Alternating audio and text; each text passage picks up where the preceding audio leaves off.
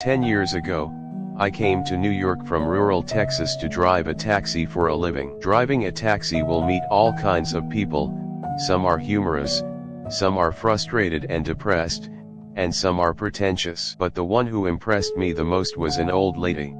It was late at night on the second Sunday in May this year, and I received a call from a suburban area asking for a car. I thought maybe some people who had just attended a party, or someone who just rushed to the city to celebrate Mother's Day. It was 3:30 when I arrived at my destination.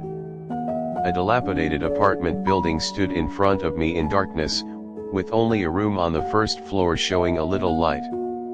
In this case, most drivers would at most honk once or twice, wait for a while, and then drive away. Because there are often security problems at this time and place. However, I also know that it is not easy to get a taxi in such a place at this time, and maybe this customer is in trouble and needs my help. So I walked to the house with the light on and knocked on the door. "Wait a moment." An old and weak voice answered me. I heard something dragging on the ground in the house. After a long time, the door opened, and a thin old lady in her 80s came out with a sash bag.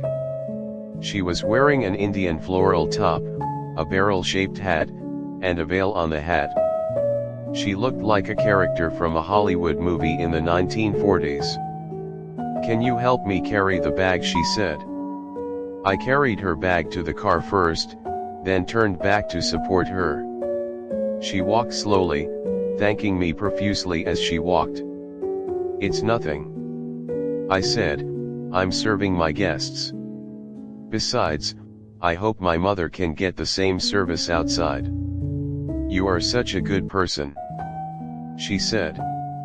After getting into the car, she gave me an address and asked, "Can we go from the city? I really want to see the city again." "Yes, but this is not the nearest way," I replied. "It doesn't matter," she said, "I'm not in a hurry. I'm Miss Fiona, but people call me Mrs. Fiona. I'm going to the St. Lone nursing home." I glanced at her in the rearview mirror. There was a drop of something shiny in Mrs. Fiona's eye socket. "I'm alone," she continued. "The doctor said I don't have much time left. Otherwise I wouldn't go." I quietly reached out and turned off the meter. The journey through the city can be completed in a quarter of an hour, but it took us more than 2 hours because she asked me to slow down and stop from time to time, and she kept talking. Mrs. Fiona pointed to a building and told me that she used to work as an elevator operator here. When passing a residential area, she said that the new house she and her husband got married in was here. She asked me to stop the car in front of a shopping mall for a while.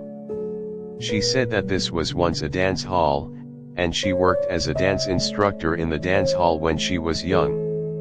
Sometimes, she would let me slow down at a certain place, and then stare silently ahead without saying a word. When the first ray of sunlight appeared on the horizon, Mrs. Fiona said, "I'm tired. Let's go." The car arrived in front of the St. Lone nursing home where she was going.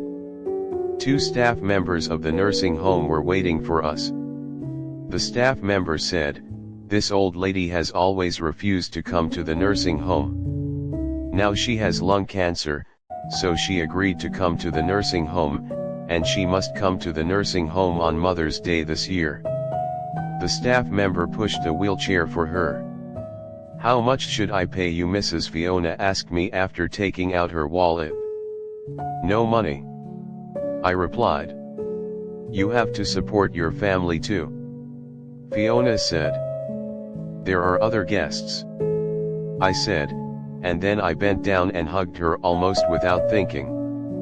She hugged me tightly. "You gave an old lady a little happy time," she said.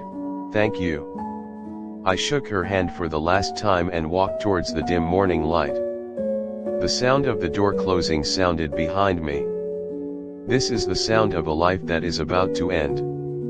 Along the way, I was thinking, If the driver who took Mrs. Fiona today was an impatient driver, and if I honked the horn once or twice in front of the apartment building and drove away, what would it be like?